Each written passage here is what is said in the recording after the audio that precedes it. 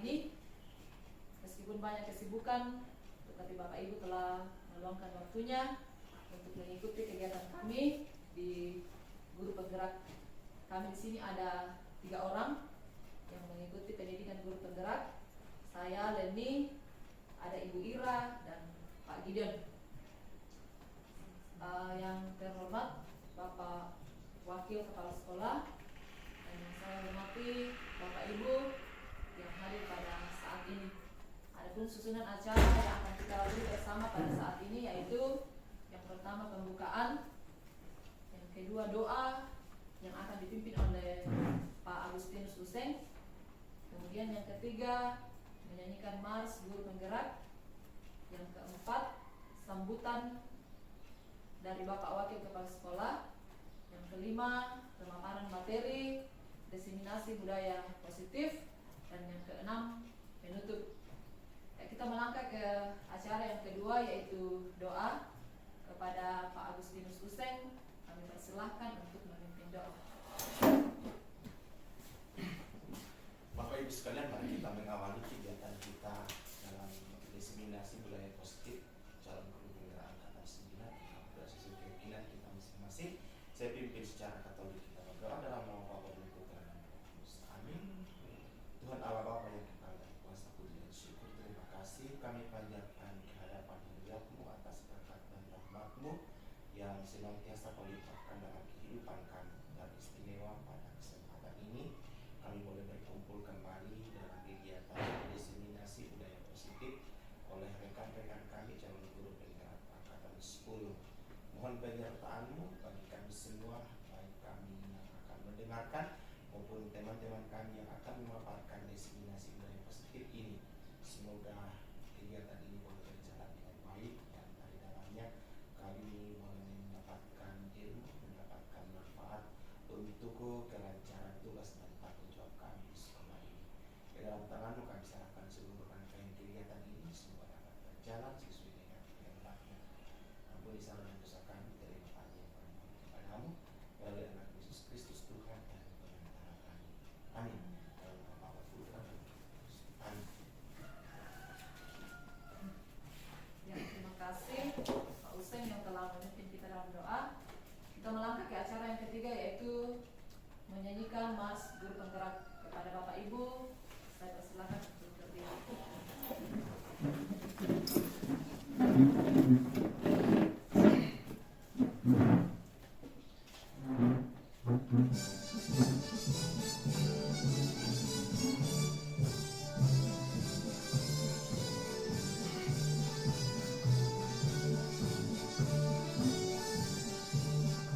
Bulatkan tegak, kuatkan hati, negeri ini memanggilmu kawan. Belajar bergerak berbagi untuk negeri, guru penggerak majukan pendidikan.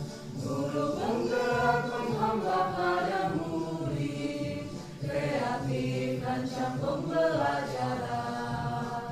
Hargai potensi, tingkatkan prestasi, lahirkan profil pelajar Pancasila. Belajar bergerak berbagi untuk negeri, kita menjalin kolaborasi. Belajar bergerak berbagi untuk negeri, demi bakti pada Ibu Pertiwi.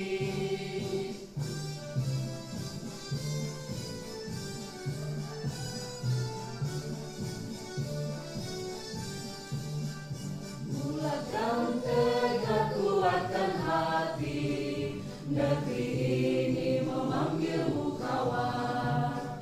Belajar bergerak berbagi untuk negeri, guru penggerak majukan pendidikan. Guru penggerak menghamba pada murid, kreatif rancang pembelajaran. Hargai potensi, tingkatkan prestasi, lahirkan profil pelajar Pancasila. Belajar bergerak berbagi untuk negeri, kita menjalin kolaborasi.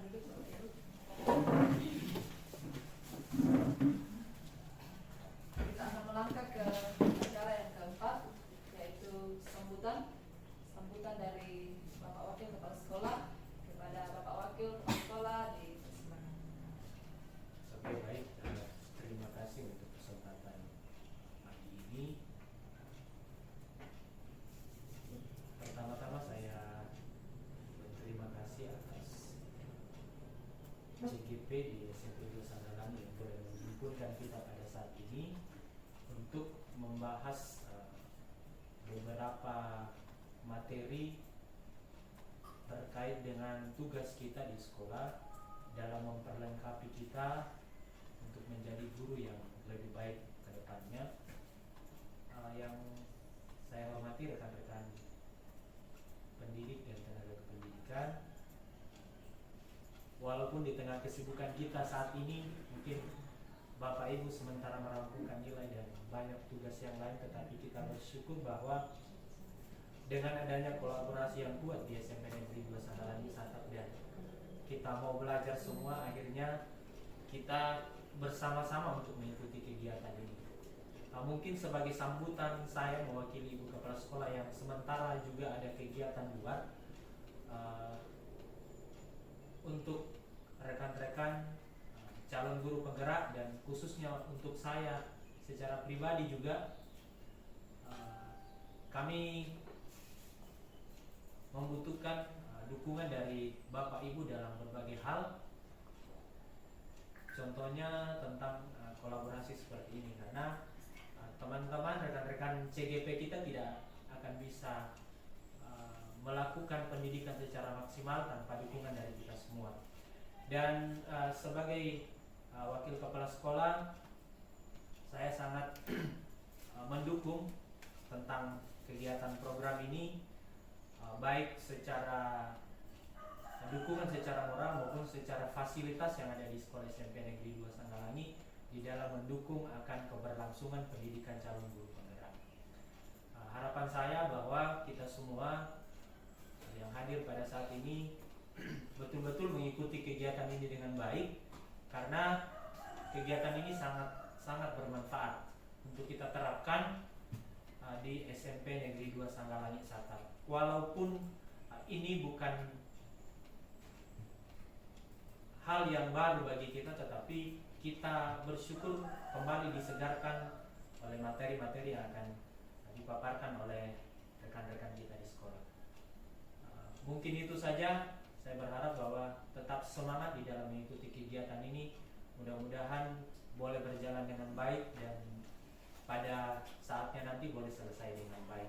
Mungkin itu saja yang bisa saya sampaikan. Kurang lebihnya mohon maaf. Terima kasih banyak. Ya, terima kasih kepada Bapak Wakil. Kita melangkah ke acara berikutnya, yaitu pemaparan materi diseminasi budaya positif yang akan dibawakan oleh rekan Ibu Ira. Kepada Ibu Ira dipersilakan.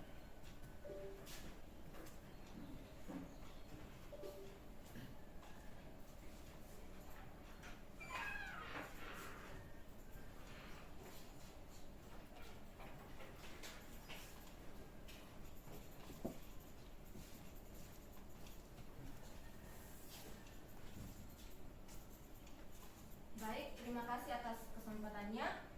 Bapak Ibu, kita akan melihat tentang tujuan pendidikan. Ya, menurut Ki Hajar Dewantara, tujuan pendidikan adalah menuntun segala kodrat yang ada pada anak-anak agar mereka dapat mencapai keselamatan dan kebahagiaan yang setinggi-tingginya, baik sebagai manusia maupun sebagai anggota masyarakat. Oleh sebab itu, pendidik hanya dapat menuntun tumbuh atau hidupnya kekuatan kodrat yang ada pada anak-anak agar dapat memperbaiki lakunya, bukan dasarnya. Hidup dan tumbuhnya kekuatan kodrat anak. Ya.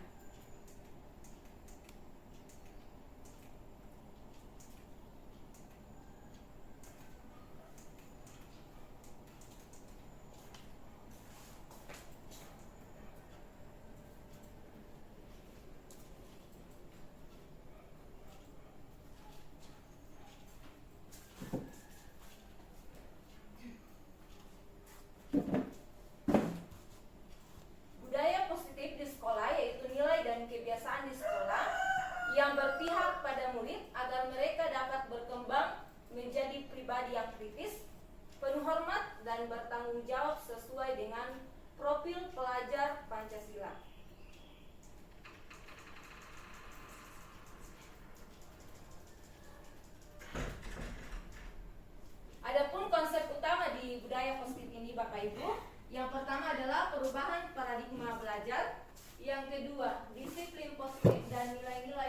dan universal. Yang ketiga, kebutuhan dasar manusia dan dunia berkualitas. Yang keempat, teori motivasi, hukuman dan penghargaan restitusi. Kelima, keyakinan kelas. Keenam, restitusi. 5, posisi kontrol. Dan yang ketujuh adalah restitusi, itu segitiga restitusi. Ya, kita masuk di dalam perubahan paradigma belajar. Dalam membangun budaya positif, sekolah dapat menyediakan lingkungan yang positif, aman dan nyaman agar siswa mampu berpikir, bertindak, dan mencipta dengan merdeka, mandiri, bertanggung jawab. Disiplin sangat berkaitan dengan kontrol guru terhadap siswa. Ya. Di sini ada ilustrasi Bapak Ibu tentang perubahan paradigma belajar. Anda dan teman Anda akan melakukan kegiatan. Cobalah buka. Ini tentang mengepalkan tangan. Coba Anda bayangkan Anda menyimpan sesuatu yang berharga di dalam kepalan tangan Anda. Anda perlu menjaga benda tersebut sekuat tenaga Anda karena begitu pentingnya untuk kehidupan Anda. Kemudian Anda mencoba dengan segala cara untuk membuka kepalan tangan Anda, di mana ada teman yang lain yang mungkin membujuk, menghardik, mengintimidasi, memarahi, menggoda, menggelitik, bahkan menawari Anda uang agar Anda bersedia membuka kepalan tangan Anda. Bagaimana Bapak Ibu? Apakah Bapak Ibu kalau diganggu oleh teman di sampingnya membuka kepalan tangan itu karena di dalam tangan Bapak Ibu ada sesuatu yang sangat berharga? Kira-kira Bapak Ibu membuka kepalan tangan Bapak Ibu atau bagaimana? Tergantung komitmen. Ya, tergantung ya. Jika saya berkomitmen untuk mempertahankan apa yang ada di dalam telapak tangan saya, maka saya tidak akan pernah membukakan telapak tangan saya untuk orang lain. Tetapi jika memang tujuan saya untuk membahagiakan orang lain, maka bisa saja saya akan membuka telapak tangan itu. Jadi bagi saya pribadi itu tergantung dari komitmen pribadi. Mau membuka atau tidak tergantung bagaimana orang itu menilai apa yang dia pegang. Seperti itu kalau saya. Ya, baik, terima kasih. Jawabannya sangat jelas dari Bapak bahwa tentu kita sendiri yang memegang kontrol ya atas kepalan tangan kita. Apakah kita membuka atau menutup kepalan tangan kita? Itu tergantung pada diri kita masing-masing Bapak Ibu ya, sesuai dengan kebutuhan dasar kita saat itu. Selanjutnya, psikiater dan pendidik dari Dr. William Glasser dalam contoh teori yang kemudian hari berkembang dan dinamakan choice theory, meluruskan beberapa miskonsepsi tentang makna kontrol. Di sini ada ilusi guru mengontrol murid. Pada dasarnya, kita tidak dapat memaksa murid untuk berbuat sesuatu jikalau murid tersebut memilih untuk tidak melakukannya. Walaupun tampaknya guru sedang mengontrol perilaku murid, hal demikian terjadi karena murid sedang mengizinkan dirinya dikontrol. Saat itu bentuk kontrol guru menjadi kebutuhan dasar yang dipilih murid tersebut. Teori kontrol menyatakan bahwa semua perilaku memiliki tujuan, bahkan perilaku yang tidak disukai. Kemudian ada ilusi kedua, bahwa semua penguatan positif efektif dan bermanfaat. Penguatan positif atau bujukan adalah bentuk-bentuk kontrol dari segala suatu usaha untuk mempengaruhi murid agar mengulangi atau berperilaku tertentu. Ya. Ini adalah suatu bentuk usaha mengontrol murid. Dalam jangka waktu tertentu, kemungkinan murid tersebut akan menyadarinya dan mencoba untuk menolak bujukan kita, atau bisa jika murid tersebut menjadi tergantung pada pendapat sang guru. Iya. Kemudian ada lagi ilusi yang ketiga, Bapak Ibu, bahwa kritik dan membuat orang merasa bersalah dapat menguatkan karakter. Menggunakan kritik dan rasa bersalah untuk mengontrol murid menuju pada identitas gagal. Mereka belajar untuk merasa buruk tentang dirinya. Mereka mengembangkan dialog diri yang negatif. Kadangkala sulit bagi guru untuk mengidentifikasi bahwa mereka sedang melakukan perilaku ini. Karena seringkali guru cukup menggunakan suara halus untuk menyampaikan pesan negatif. Nah, selanjutnya ada ilusi bahwa orang dewasa itu memiliki hak untuk memaksa. Banyak orang dewasa yang percaya bahwa mereka memiliki tanggung jawab untuk membuat murid-murid berbuat hal-hal tertentu. Apapun yang dilakukan dapat diterima selama ada sebuah kemajuan berdasarkan sebuah pengukuran kinerja. Pada saat itu pula, orang dewasa akan menyadari bahwa perilaku memaksa tidak akan efektif untuk jangka waktu panjang, dan sebuah hubungan permusuhan akan terbentuk. Nah, jadi demikianlah ilusi yang saya paparkan Bapak Ibu. Kita akan masuk di dalam disiplin positif. Kepada rekan saya Ibu Leni, saya persilakan.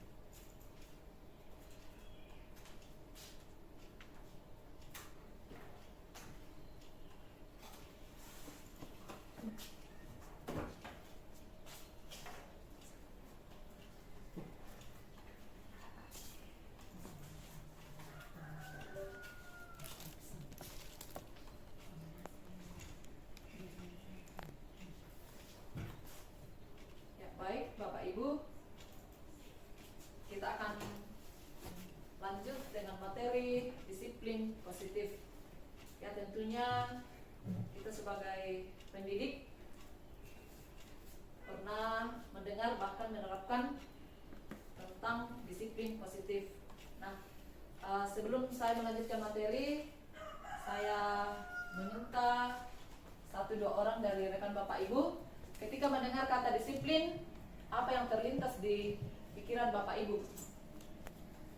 Yang pertama pasti untuk dunia pendidikan yang lampau itu, kalau kita berbicara disiplin itu arahnya ke aturan, tata tertib. Tapi kemudian pada saat sekarang di kurikulum Merdeka Belajar itu, kemudian tata tertib dengan peraturan itu lebih dibuat lebih halus lagi dengan istilah keyakinan keras dan keyakinan keras itu yang terjadi hari ini. Jadi pada saat kita berbicara tentang disiplin, pada konsepnya itu adalah Ya, sangat jelas dari Pak Oseng tentang disiplin positif. Nah, kebanyakan orang akan menghubungkan kata disiplin dengan tata tertib, aturan, kepatuhan pada peraturan. Kata disiplin juga sering dihubungkan dengan hukuman. Padahal itu adalah suatu hal yang berbeda, karena belajar dengan disiplin positif tidak harus dengan memberikan hukuman. Justru itu adalah salah satu alternatif terakhir, dan kalau perlu tidak digunakan sama sekali. Ya, jadi itu tentang disiplin positif. Nah, disiplin berasal dari kata disiplin yang artinya belajar. Disiplin mengacu pada disiplin diri yang memiliki tanggung jawab terhadap apa yang dilakukannya berdasarkan dengan nilai-nilai yang diyakini. Disiplin positif merupakan salah satu cara penerapan disiplin yang bertujuan untuk menumbuhkan kesadaran serta memberdayakan peserta didik tanpa imbalan, penghargaan, atau reward, dan juga ancaman atau hukuman. Jadi disiplin positif itu bertujuan untuk menumbuhkan kesadaran pada peserta didik tanpa adanya imbalan, penghargaan atau reward yang diberikan kepada peserta didik, dan juga tanpa adanya ancaman atau hukuman. Nah, kita sebagai pendidik, tentu tujuan kita yaitu menciptakan peserta didik yang memiliki disiplin diri, sehingga mereka berperilaku mengacu kepada nilai-nilai kebajikan universal dan memiliki motivasi intrinsik dalam perubahan perilaku ke arah yang lebih baik. Ya, jadi tentunya kita sebagai pendidik memiliki tujuan terhadap anak-anak kita dalam memiliki disiplin diri, dan itu merupakan motivasi intrinsik dari murid, sehingga dengan adanya perubahan yang dilakukan, perubahan tersebut mengarah ke arah yang lebih baik. Oke, itu tentang pemaparan materi disiplin positif. Selanjutnya kita akan masuk dalam pemaparan nilai-nilai kebajikan kepada rekan. Nilai yang disepakati bersama lepas dari suku, bangsa, agama, bahasa maupun latar belakangnya. Nah, kalau kita di sekolah, kita akan menguatkan nilai profil pelajar Pancasila ya Bapak Ibu. Beriman dan bertakwa kepada Tuhan Yang Maha Esa, dan berakhlak mulia, berkebinekaan global, gotong royong, mandiri, kreatif, dan bernalar kritis. Itu adalah nilai-nilai kebajikan di profil pelajar Pancasila.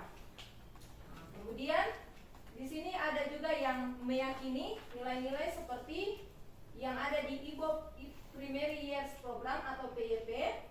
Ada toleransi, rasa hormat, integritas, mandiri, antusias, empati, keingintahuan, kreativitas, kerjasama, percaya diri, dan komitmen.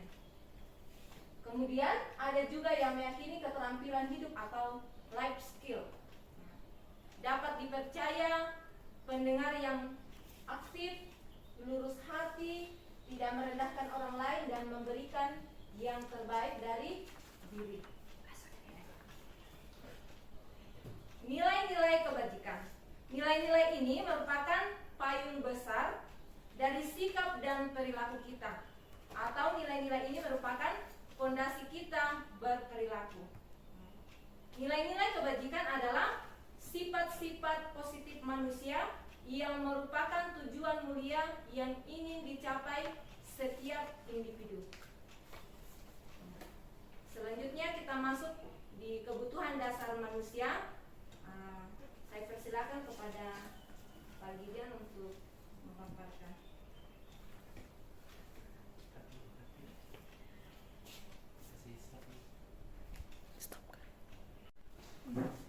Tadi kita Ji. Baik, kita masuk di dalam konsep kebutuhan dasar manusia. Kebutuhan dasar manusia adalah segala sesuatu yang kita lakukan untuk mendapatkan apa yang kita inginkan. Seluruh tindakan yang kita lakukan memiliki tujuan tertentu, dan semua usaha yang kita lakukan adalah dalam rangka agar kebutuhan dasar kita terpenuhi dengan baik. Apa saja kebutuhan dasar manusia itu Bapak Ibu? Yang pertama adalah bertahan hidup. Kemudian yang kedua, kasih sayang dan rasa diterima. Kemudian juga ada kebutuhan kebebasan. Kemudian kita juga memiliki kebutuhan akan kesenangan dan penguasaan. Kita masuk ke dalam kebutuhan dasar yang pertama, yaitu bertahan hidup. Kebutuhan bertahan hidup atau survival adalah kebutuhan yang bersifat fisiologis untuk bertahan hidup. Kebutuhan biologis sebagai bagian dari proses reproduksi termasuk kebutuhan untuk bertahan hidup. Jadi yang pertama tadi adalah fisiologis, kemudian ada juga biologis. Kemudian kebutuhan fisiologis, pada kebutuhan ini meliputi kebutuhan akan perasaan aman. Misalnya kesehatan, rumah, makanan, pakaian, dan juga keamanan. Kemudian kita masuk di kebutuhan yang kedua, yaitu kasih sayang dan rasa diterima. Kebutuhan untuk disayangi dan diterima meliputi kebutuhan akan hubungan dan koneksi sosial. Kebutuhan untuk memberi dan menerima kasih sayang, dan kebutuhan untuk merasa menjadi bagian dari suatu kelompok. Itu masuk di kasih sayang dan rasa diterima. Kemudian kebutuhan ini juga meliputi keinginan untuk tetap terhubung dengan orang lain. Seperti ada keluarga kita, ada pasangan hidup kita, teman kerja, binatang pemeliharaan, dan kelompok di mana kita tergabung. Kemudian rasa diterima, dipedulikan, berbagi, kerjasama, menjadi bagian dari suatu kelompok. Kemudian masuk di kebutuhan yang ketiga, yaitu ada penguasaan kebutuhan pengakuan atas kemampuan. Ini adalah kebutuhan yang berhubungan dengan kekuatan untuk mencapai sesuatu, menjadi kompeten, menjadi terampil, diakui atas prestasi dan keterampilan kita, didengarkan, dan memiliki rasa harga diri. Contohnya apa? Dianggap berharga, bisa membuat perbedaan, bisa membuat pencapaian, kompeten, diakui, dan dihormati. Kemudian yang keempat adalah penguasaan. Ini kebutuhan pengakuan atas penguasaannya Bapak Ibu, berhubungan dengan kekuatan untuk mencapai sesuatu, menjadi kompeten, menjadi terampil, diakui atas prestasi dan keterampilan kita, didengarkan, dan memiliki rasa harga diri. Ya, contohnya keinginan untuk dianggap berharga, bisa memperkuat perbedaan, bisa membuat pencapaian, kompeten, diakui, dan dihormati. Dan yang terakhir adalah adanya kebutuhan akan kebebasan. Misalnya kebutuhan akan pilihan. Kebutuhan untuk bebas adalah kebutuhan akan kemandirian, otonomi, memiliki pilihan, dan mampu mengendalikan arah hidup seseorang. Kebutuhan kebebasan yang tinggi menginginkan pilihan. Mereka perlu banyak bergerak, suka mencoba-coba, tidak terlalu terpengaruh orang lain, dan senang mencoba hal baru dan menarik. Kebutuhan untuk merasa senang. Kebutuhan akan kesenangan adalah kebutuhan untuk mencari kesenangan, bermain, dan tertawa. Ya, kebutuhan akan kesenangan dengan belajar. Anak-anak dengan kebutuhan dasar kesenangan tinggi biasanya ingin menikmati apa yang dilakukan. Kemudian suka permainan dan mengoleksi barang, suka bergurau, melucu, dan menggemaskan. Nah, demikianlah kebutuhan dasar manusia. Selanjutnya ada motivasi perilaku manusia. Dipersilakan kepada Ibu Leni untuk memaparkan. Ya, kita akan lanjut materi motivasi perilaku manusia. Namun sebelumnya kita senang dulu. Kita bersenang-senang.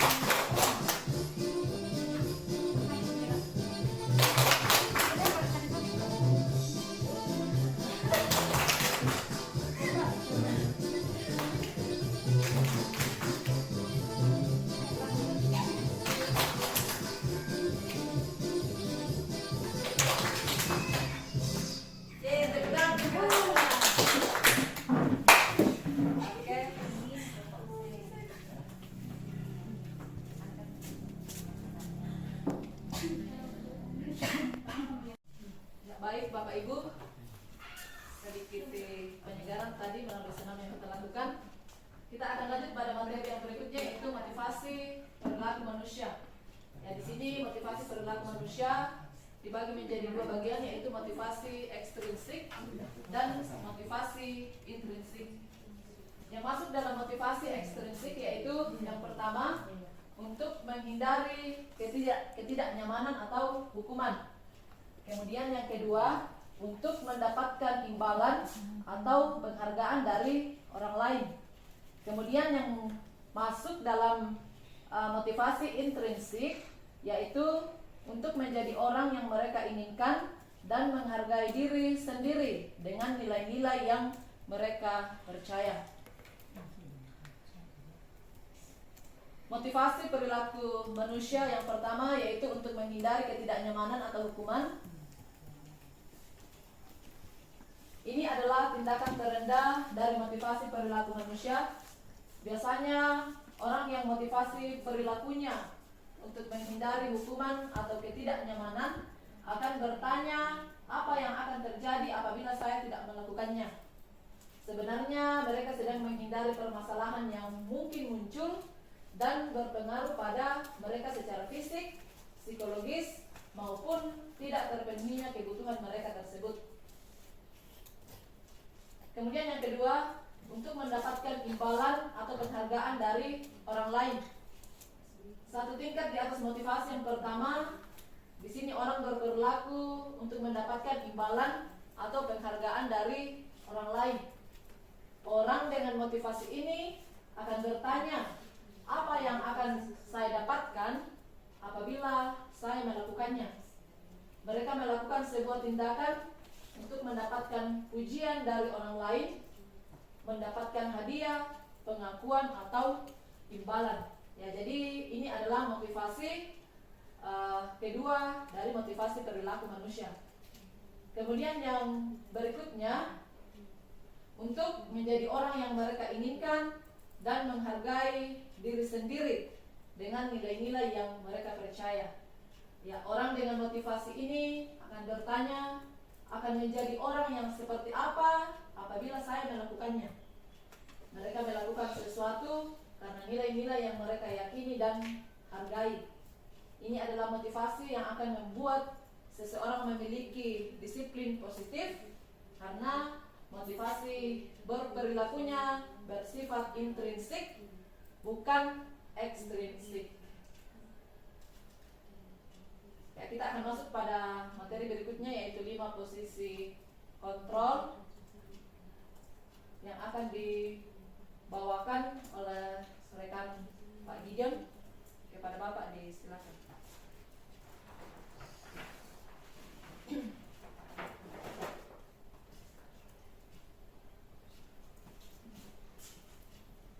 Oke, baik Bapak Ibu, terima kasih untuk kesempatan yang boleh diberikan. Saya akan memaparkan satu materi yang menurut saya ini adalah materi yang sangat baik, khususnya kita sebagai guru di dalam penerapan kepada siswa-siswa kita, yaitu tentang 5 posisi kontrol guru. Mungkin buat kita di SMP 2 Sanggalangi Selatan bukan hal yang baru ini, karena di angkatan sebelumnya sudah rekan-rekan paparkan, tetapi mungkin di tempat lain ini mereka belum mengerti kita berada di posisi yang mana. Nah, di sini ada 5 posisi kontrol guru. Nah, yang pertama adalah penghukum. Nah, seorang pendidik atau seorang guru bisa saja menggunakan hukuman fisik kepada siswa-siswanya, baik itu secara langsung maupun secara verbal. Contohnya misalnya, tanpa kita sadari, ketika kita mengatakan kata-kata kepada siswa, patuhi aturan atau awas kamu tidak melakukan. Nah, ini adalah kata-kata penghukum secara verbal. Nah, bukan hanya Bapak Ibu ketika kita menyakiti siswa-siswa kita dikatakan penghukum, tetapi ketika kita mengeluarkan kata-kata yang awas, atau misalnya kamu selalu salah, kamu selalu datang terlambat, itu adalah posisi kita sebagai penghukum. Nah, kemungkinan apa dampaknya ketika ini akan terus menerus kita lakukan kepada siswa kita? Kemungkinan murid akan menjadi sakit hati, ya, mungkin marah, dan bahkan akan mendendam kepada gurunya sendiri ketika ini kita lakukan. Nah, kita sebagai seorang guru harus percaya bahwa hanya ada satu cara agar pembelajaran berhasil, yaitu kita memposisikan diri kita selayaknya kita sebagai guru. Nah, itu adalah posisi penghukum. Nah, ada juga yang kedua, yaitu posisi pembuat merasa bersalah. Ya, biasanya ini pembuat merasa bersalah biasanya kita bersuara lembut, namun membuat orang merasa tidak nyaman dan bersalah atau rendah diri. Nah, apa contoh-contoh atau kata-kata yang tanpa kita sadar bahwa itu adalah pembuat merasa bersalah bagi siswa-siswa kita? Nah, misalnya saya mengatakan, Bapak sangat kecewa sekali dengan kamu, atau berapa kali Bapak harus memberitahu kamu ya? Nah, itu adalah pembuat merasa bersalah. Jadi siswa-siswa kita akan merasa bersalah dengan apa yang dia lakukan. Nah, akibatnya apa? Ketika misalnya ini terjadi, murid akan merasa bersalah karena mengecewakan gurunya dan memiliki penilaian buruk tentang dirinya sendiri. Oh, saya ini orang tidak berharga. Jadi dia seolah-olah akan merasa bersalah terus, merasa diri buruk tentang dirinya dan merasa diri tidak berharga. Itu ketika kita di posisi kontrol membuat merasa bersalah. Nah, yang ketiga adalah posisi guru sebagai teman. Nah, posisi guru sebagai teman, guru tidak akan menyakiti murid, namun akan tetap berupaya mengontrol murid melalui persuasi. Nah, apa ciri-cirinya kira-kira? Di sini ada kata-kata yang biasanya muncul. Ayo bantulah demi Bapak ya. Nah, biasanya kan kita lakukan seperti itu ya Bapak Ibu di kelas. Demi saya sebagai wali kelasmu, jangan melakukan itu lagi. Ya, itu kita memposisikan diri sebagai posisi teman. Ayo ingat, tidak bantuan Bapak selama ini. Nah, kadang-kadang kita merasa mengatakan itu kepada anak-anak siswa kita di kelas. Atau misalnya ya sudah, kali ini tidak apa-apa, nanti Ibu bantu bereskan. Nah, apa akibatnya? Selalu ada akibat di setiap posisi kontrol. Nah, hubungan baik akan terjalin antara murid dan guru. Ya, memang kita merasa bahwa murid kita akan dekat dengan kita. Nah, murid akan tergantung kepada guru sehingga tidak bisa mandiri. Nah, ini yang harus kita hindari. Dia akan tergantung terus sama kita. Nah, harapan kita bahwa murid-murid kita di kelas itu bisa mandiri. Dan murid akan melakukan sesuatu yang hanya untuk guru tertentu. Misalnya wali kelasnya, demi ibu sebagai wali kelas, tetapi untuk orang lain dia tidak akan melakukan. Oke, itu untuk posisi teman. Kemudian yang berikut adalah posisi guru sebagai pemantau. Nah, artinya apa? Kalau kita memposisikan diri sebagai pemantau, berarti kita memantau, berarti mengawasi, selalu mengawasi siswa kita. Posisi ini berdasarkan pada peraturan-peraturan dan konsekuensi. Nah, takutnya ketika kita di sini ini baik Bapak Ibu. Kita memantau siswa-siswa kita apa yang dilakukan. Tetapi ketika misalnya kita tidak ada, apa yang akan terjadi sama siswa kita? Pasti dia akan mengatakan bahwa tidak ada wali kelas saya yang lihat. Itu. Nah, apa kata-kata yang muncul di situ? Nah, misalnya kita peraturannya apa? Apa yang telah kamu lakukan? Sanksi atau konsekuensinya apa? Nah, apa ciri-cirinya ketika kita di sini adalah mengandalkan perhitungan catatan data yang dapat digunakan sebagai bukti, menggunakan stiker, slip, catatan, daftar cek. Contoh misalnya, mungkin masih banyak yang gunakan ini di sekolah-sekolah. Ketika misalnya dia melakukan hal yang baik, kita kasih stiker. Saya kira ini hal yang baik. Tetapi apa akibatnya? Murid memahami konsekuensi yang harus dijalankan karena telah melanggar aturan. Kemudian guru tidak akan marah, emosi, tetapi membuat tidak nyaman. Memang di posisi ini mungkin kita tidak akan marah, tidak emosi, tetapi membuat nyaman. Murid harus menerima konsekuensi dari peraturan yang dilanggar. Itu untuk posisi pemantau. Dan yang terakhir, posisi kontrol guru adalah sebagai manajer. Dan ini yang diharapkan kepada kita Bapak Ibu untuk kita jalankan bersama.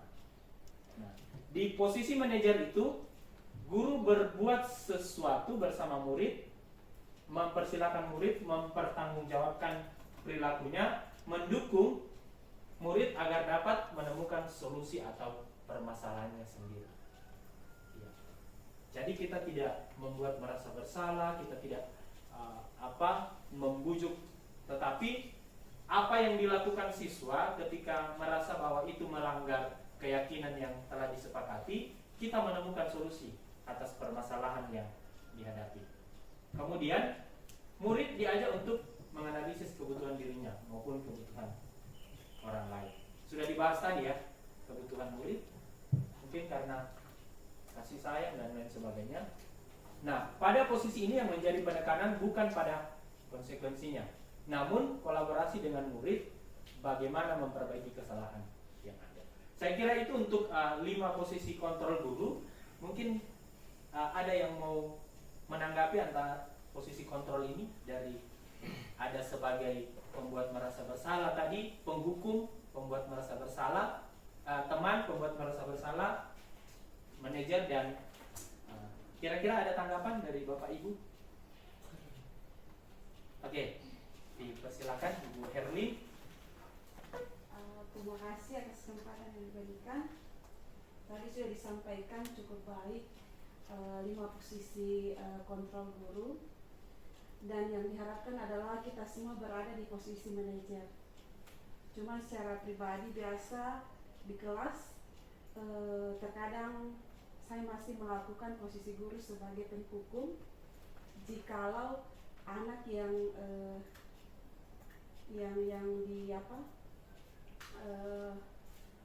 yang diajar itu sudah melewati batas.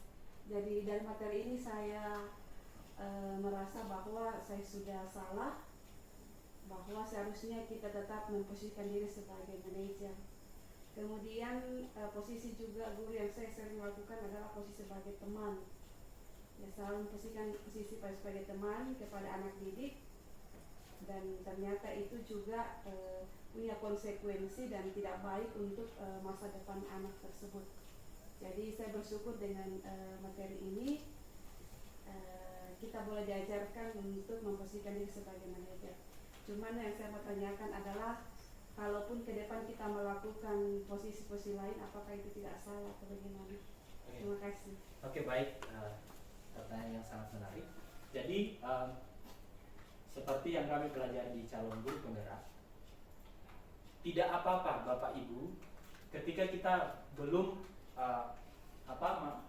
sampai di manajer, mungkin kita boleh melangkah satu langkah ke depan mungkin pada posisi pemantau, dan mungkin kita belum mampu di sini, kita boleh melangkah satu langkah ke belakang, yaitu sebagai teman. Tetapi yang perlu diingat bahwa sebisa mungkin kita hindari yang ini, penghukum dengan membuat merasa bersalah, seperti yang disampaikan tadi. Kemudian mungkin di antara kita belum sepenuhnya sampai di posisi manajer. Kita sering turun di sini, di pemantau, kita turun di teman. Tetapi baiknya Bapak Ibu, kita juga bisa fungsikan ini, kita bisa berkolaborasi dengan rekan-rekan di sekolah. Mungkin ada yang sebagai teman di sini, posisinya sebagai teman, ada yang posisinya sebagai pemantau dan manajer. Kita berkolaborasi, mungkin ada yang memantau siswa itu, tetapi sebisa mungkin kita kolaborasikan ini. Jadi mungkin ada yang bertanya, saya kan baru sampai di sini. Tidak apa-apa Bapak Ibu, kita mundur ke belakang satu langkah, tetapi materi ini sangat bermanfaat bagi saya dan mungkin bagi teman-teman, bahwa ketika kita sudah pahami posisi kontrol guru, apa yang harus kita laksanakan ke depan. Jadi kita butuh kolaborasi di sini. Mungkin ada yang sebagai teman, ada yang sebagai pemantau, dan ada yang sebagai manajer. Oke, saya kira pemaparan untuk materi ini cukup. Terima kasih banyak Bapak Ibu yang sudah memberikan masukan, dan kita boleh sharing bersama. Kami di sini bukan mau mengajari Bapak Ibu, tetapi kita saling belajar sama-sama. Oke, terima kasih banyak. Dan untuk materi yang berikutnya tidak kalah penting, tentang materi keyakinan kelas.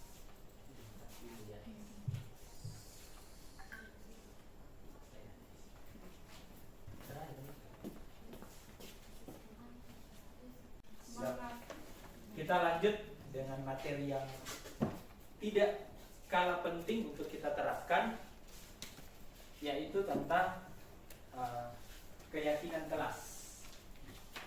Nah, sebelum kita masuk di dalam materi, mungkin saya mau bertanya kepada Bapak Ibu, mengapa harus keyakinan kelas namanya, bukan peraturan kelas? Atau apa yang Bapak Ibu pahami tentang keyakinan kelas dan peraturan kelas?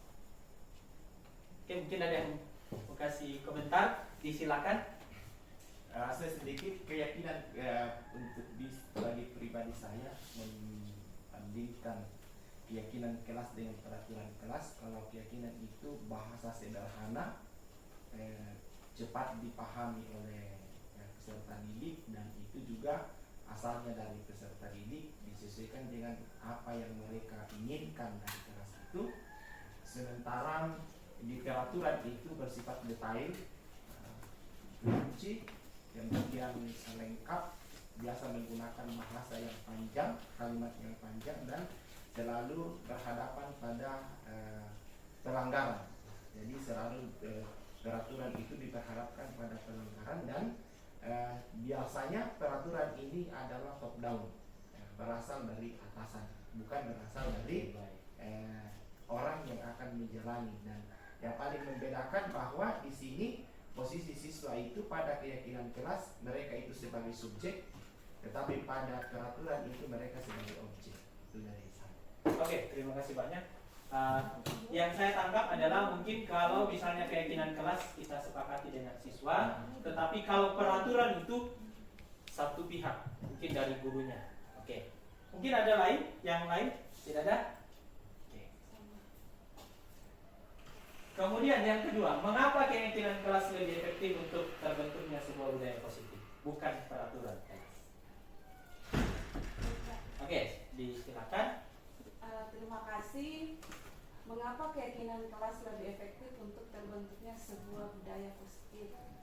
Karena keyakinan kelas ini adalah merupakan kesepakatan bersama dengan murid, sehingga dari kesepakatan ini tentunya akan berdampak pada budaya positif, sehingga muncul rasa tanggung jawab pada murid dan guru untuk senantiasa melakukan setiap apa yang sudah disepakati.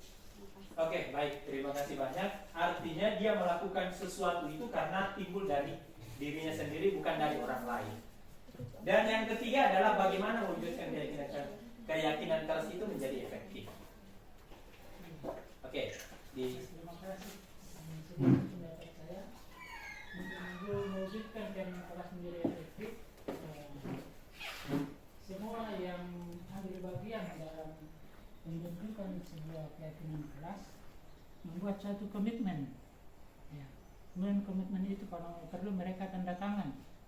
Jadi ada bukti hitam di atas putih, sehingga apabila mereka melanggar, mereka mungkin menyadari, kemudian kembali mengubah perilakunya supaya bisa kembali menjalankan keyakinan kelas itu lebih efektif lagi. Oke, baik. Terima kasih banyak.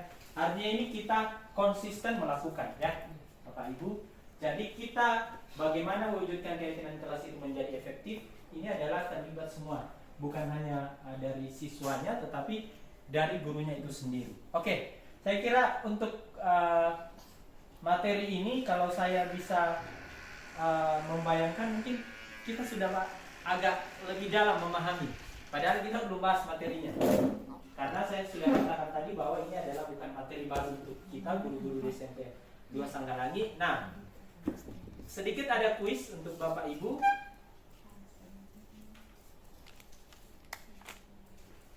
Oke.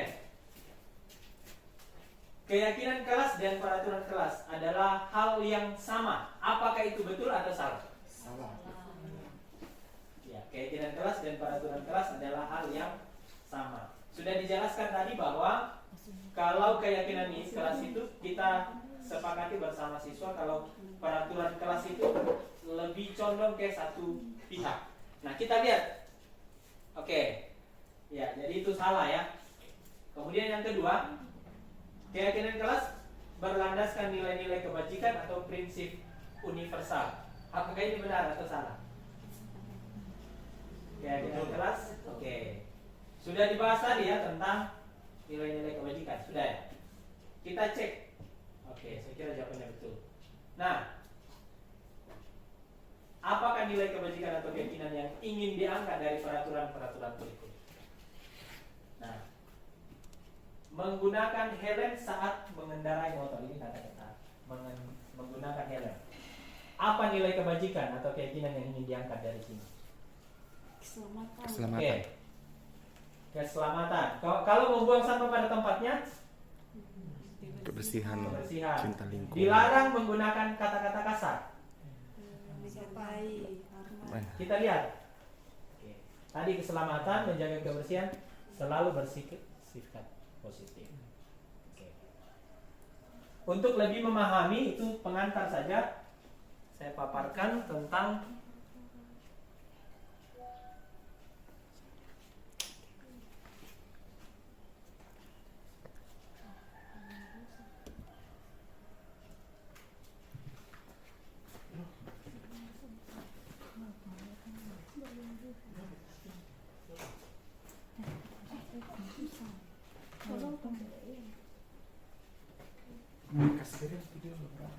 tapi bisa nih, masih bisa, masih bisa ini, Bisa sih. ya. Biar nggak bakal lagi nanti.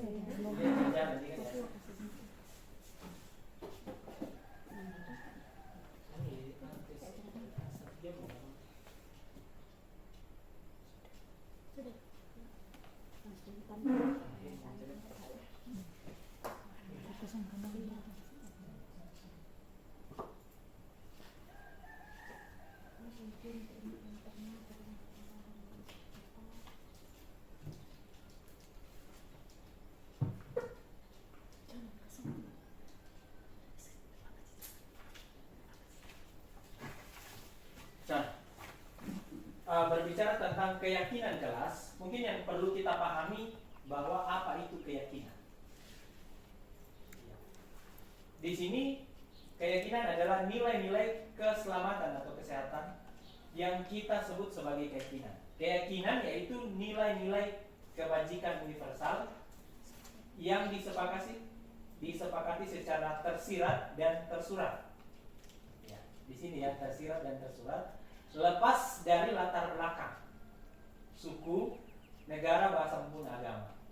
Nah, begitupun dengan murid-murid, demikian mereka perlu mendengarkan dan memahami arti sesungguhnya tentang peraturan yang diberikan, tentang apa nilai-nilai tersebut dan apa tujuan utamanya. Jadi keyakinan kelas itu merupakan metode untuk menimbulkan kembali disiplin positif yang didasari oleh motivasi dari dalam diri murid. Jadi bukan motivasi karena ada motivasi eksternal dia melakukan, tetapi memang betul-betul murid itu menyadari dari dirinya sendiri melalui proses curah pendapat dan pada akhirnya disepakati bersama. Jadi sudah disampaikan tadi bahwa itu akan terbentuk dari kita bersama. Kemudian ada sedikit di sini kita bisa lihat apa itu peraturan. Misalnya di sekolah kita, Bapak Ibu kira-kira ada yang bisa sebutkan peraturan itu seperti apa kalau di sekolah? Misalnya dilarang terlambat, dilarang. Oke, dilarang merokok. Kata-kata dilarang, jangan membuang sampah sembarangan. Tidak boleh. Ya, tidak boleh makan di kelas. Itu adalah masuk di peraturan. Nah, kira-kira di peraturan itu kan biasanya ada tata tertib sekolah. Selama ini kita tuangkan dilarang memakai sepatu putih. Nah, kira-kira apa yang nampak di situ lebih dominan? Yang kata-kata seperti itu. Kalimat negatif. Oke, baik. Selalu ada kalimat negatif di situ. Dilarang, dilarang, dilarang. Nah, ini yang akan kita rubah dari kalimat itu, dari peraturan menjadi keyakinan kelas. Nah, seperti apa itu keyakinan? Itu adalah selalu menggambarkan kata-kata yang positif. Misalnya tadi, contoh misalnya dilarang makan di dalam kelas. Kira-kira ada Bapak Ibu yang bisa memberikan kata-kata positif tentang kata itu untuk kita jadikan keyakinan? Tidak boleh tidak. Bagusnya Pada jam istirahat makan di kantin. Oke. Saya kira kata-kata seperti itu ya. Nah, untuk peraturan kembalikan barang ke tempatnya, nilai kebajikan yang dituju adalah, ya di sini ada tanggung jawab. Dilarang mengganggu orang lain. Nah, ini peraturan. Nah, nilai kebajikan yang dituju adalah menghormati, ya, orang lain. Ini kan lebih positif ya kedengarannya daripada dilarang mengganggu orang lain. Nah, menghormati orang lain. Hadir di sekolah 15 menit sebelum pembelajaran dimulai. Nah, menghormati orang lain dan komitmen tentang apa yang telah kita sepakati dan lain sebagainya. Nah, di dalam pembentukan keyakinan kelas nanti, nah, dia akan bersifat abstrak dan itu berupa pernyataan yang universal berdasarkan nilai-nilai kebajikan tadi, yang kata-kata yang positif. Nah, di sini yang penting ketika nanti Bapak Ibu dalam pembentukan keyakinan kelas untuk memfasilitasi siswa-siswa kita di dalam kelas, khususnya mungkin bagi wali-wali kelas, itu adalah kita sudah tahu tadi, ternyata selama ini yang kita buat itu baru sebatas peraturan. Nah, di dalam pembentukan keyakinan kelas dibuat dalam pernyataan yang positif, sedikit saja agar mudah diingat, tidak terlalu panjang. Sudah dijelaskan tadi, peraturan itu dibuat secara detail dan cukup panjang dan memuat kalimat-kalimat yang negatif, tetapi nanti dibuat dalam pernyataan yang positif dan sedikit supaya mudah diingat siswa. Nah, yang berikut adalah sesuai dengan kondisi kelas atau sekolah sehingga mudah diterapkan, karena ini adalah akan kita sepakati bersama siswa, sehingga pada saat penerapannya nanti siswa itu merasa bukan guru yang buat, tetapi memang kita buat bersama. Kemudian semua warga kelas dilibatkan dalam membuat keyakinan kelas. Bukan guru ya yang buat ini, tetapi kita memfasilitasi saja untuk membuat. Contoh, saya kasih contoh untuk keyakinan kelas. Di sini ada kata-kata positif. Dilarang datang terlambat. Ternyata ketika kita sudah ubah di dalam model contoh keyakinan kelas, datang tepat. Kemudian dilarang membuang sampah sembarangan. Kan biasanya begitu ya. Awas kalau ada lagi yang buang sampah di lapangan. Nah, di sini kita bisa menjaga kebersihan. Nah, ini. Kemudian ada saling menghormati dan menghargai. Saya kira itu untuk keyakinan kelas dan bagaimana dalam pembentukan nanti tentang keyakinan kelas kita masing-masing. Saya kira itu. Mungkin ada tanggapan dari rekan-rekan sebelum saya akhiri materi ini. Cukup jelas semua ya? Ya. Baik, terima kasih banyak untuk partisipasi Bapak Ibu yang sampai saat ini masih terus semangat untuk mengikuti materi. Ya, terima kasih. Baik Bapak Ibu, kita kembali di konsep terakhir setelah kita mulai dari paradigma belajar, kemudian nilai-nilai kebajikan universal, kemudian ada kebutuhan dasar manusia, kemudian ada posisi kontrol guru, keyakinan kelas, dan kita akan masuk di dalam segitiga restitusi. Apa itu segitiga restitusi Bapak Ibu? Segitiga restitusi adalah suatu proses dialog yang dijalankan guru atau orang tua agar dapat menghasilkan murid yang disiplin dan bertanggung jawab. Segitiga restitusi itu mulai dari menstabilkan identitas. Kemudian yang kedua, ada validasi tindakan yang salah, dan yang ketiga adalah menanyakan keyakinan.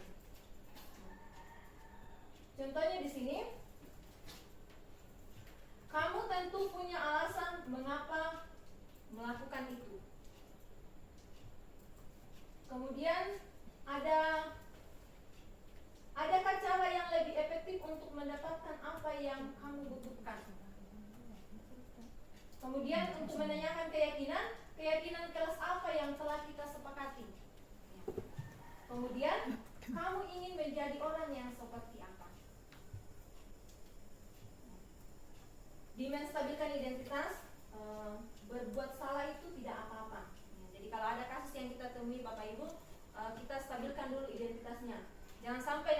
kita berhadapan dengan murid, karena masih emosi, maka nada suaranya lebih tinggi daripada kita. Ya, jadi usahakan kita menstabilkan dulu identitas supaya tenang untuk melakukan diskusi dengan murid. Ya. Misalnya menstabilkan identitas, berbuat salah itu tidak apa-apa. Nah, itu pernyataan yang bisa diungkapkan oleh guru. Tidak ada manusia yang sempurna. Saya juga pernah melakukan kesalahan itu. Kita bisa menyelesaikan ini. Atau ibu tidak tertarik mencari siapa yang salah, tapi ibu ini mencari solusi dari permasalahan ini. Kamu berhak merasa begitu. Bagaimana dengan validasi tindakan yang salah? Guru dapat berkata, kamu pasti punya alasan mengapa melakukan hal itu. Kemudian bisa juga kamu patut bangga pada dirimu sendiri karena kamu telah melindungi sesuatu yang penting buatmu. Kemudian yang ketiga adalah menanyakan keyakinan. Contohnya, apa yang kita percaya sebagai kelas atau keluarga? Kemudian apa nilai-nilai umum yang telah kita sepakati? Apa bayangan kita tentang kelas yang ideal? Kamu mau jadi orang yang seperti apa? Itu menanyakan keyakinan. Bapak Ibu, di sini ada kasus sederhana yang mungkin sering kita temui. Ya. Di sini saya ambil kasus saya. Hari ini Ibu Ira mengajar matematika di kelas 81. Saat pembelajaran berlangsung, tiba-tiba ada siswa yang datang terlambat, padahal pembelajaran sudah berlangsung kurang lebih 15 menit. Siswa tersebut adalah Brigita. Setelah berbicara dengan Brigita, Ibu Ira mempersilahkan Brigita masuk ke dalam kelas mengikuti pembelajaran bersama teman-temannya. Tapi saat jam istirahat, ternyata Brigita disuruh Ibu Ira menghadap ke ruangannya. Jadi sering kita temui anak-anak yang terlambat, mungkin saat apel atau saat kita mengajar di jam pertama. Kira-kira apa yang Bapak Ibu lakukan? Apakah langsung menegur anak, kenapa kamu terlambat? Atau kamu tidak usah ikut di jam pelajarannya Ibu? Tetapi di kasus ini Ibu Ira tetap menyuruh anak ini untuk duduk di dalam kelas belajar bersama dengan teman-teman, tetapi di jam istirahat akan menghadap di ruangan.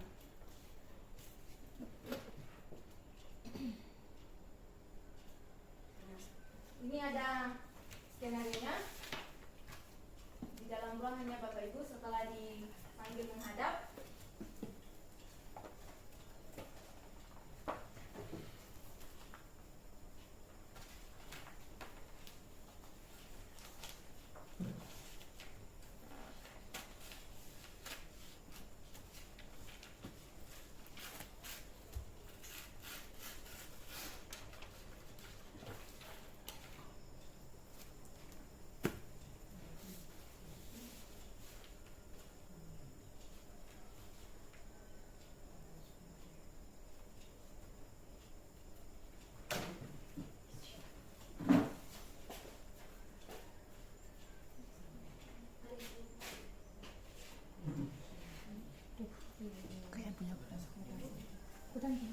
Berhubung kayaknya.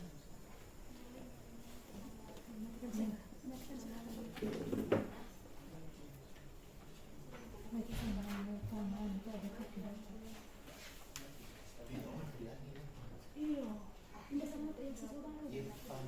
Indah sudah itu yang siswa baru. Siska apa? Siska apa? Sendiri sih namanya Siska di sana. Siska Nisa atau sama Siska? Siska apa namanya? Siska Nisa ada sama Siska mana? Siska apa? Siska Nervi. Siska Nervi.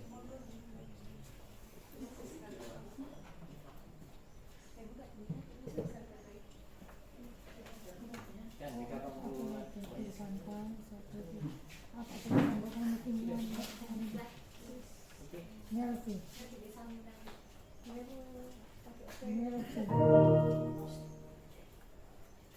Useng V F Nervi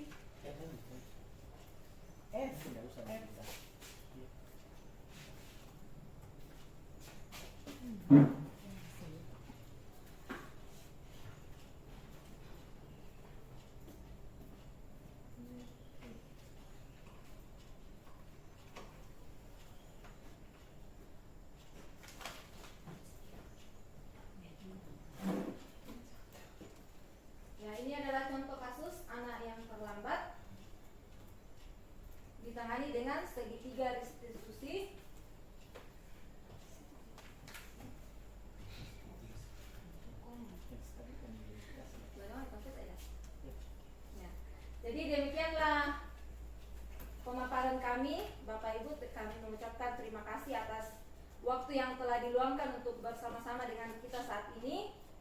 Semoga presentasi saat ini bermanfaat dan menginspirasi Bapak Ibu sekalian. Kita mengakhiri pertemuan kali ini. Kita akan tutup di dalam doa, dan saya mohon kesediaan Ibu Veronica untuk memimpin kita di dalam doa penutup. Silakan.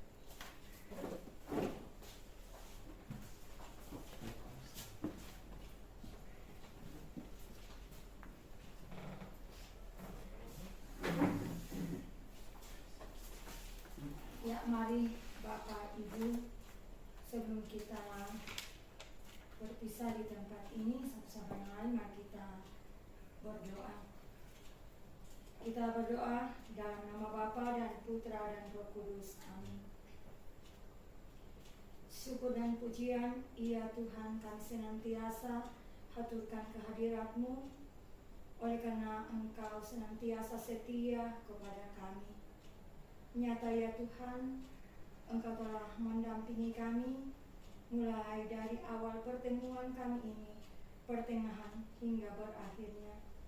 Semoga melalui pertemuan ini kami boleh melanjutkan tugas dan karya kami dengan lebih baik demi untuk mencerdaskan anak-anak bangsa ini.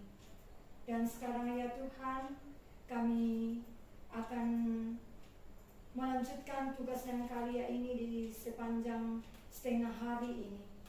Semoga Engkau senantiasa memberkati kami, menganugerahkan rahmat, kekuatan, kesehatan yang melimpah kepada kami semua. Terlebih ya Tuhan, kepada kami baik sebagai tenaga pendidik, baik juga sebagai ibu rumah tangga, dan dimanapun kami berkarya. Semoga Engkau senantiasa menganugerahkan kekuatan, roh hikmat, roh kebijaksanaan, rahmat tanggung jawab di dalam mengangkat segala tugas karya yang Engkau titipkan kepada kami. Bapa yang Maha Kuasa, berkati juga kami di sepanjang perjalanan kami. Bahkan ya Tuhan, kami akan kembali ke rumah kami masing-masing. Kiranya Engkau senantiasa menjaga, memelihara kami semua. Semoga kami boleh kembali, boleh berkumpul bersama dengan keluarga dengan penuh sukacita. Ya Bapa, inilah serangkaian harapan, doa dan permohonan kami yang kami bawa kepadamu melalui perantaraan Putra-Mu Yesus Kristus yang hidup bersama Dikau dan Roh Kudus kini dan sepanjang segala masa. Amin. Dalam nama Bapa dan Putra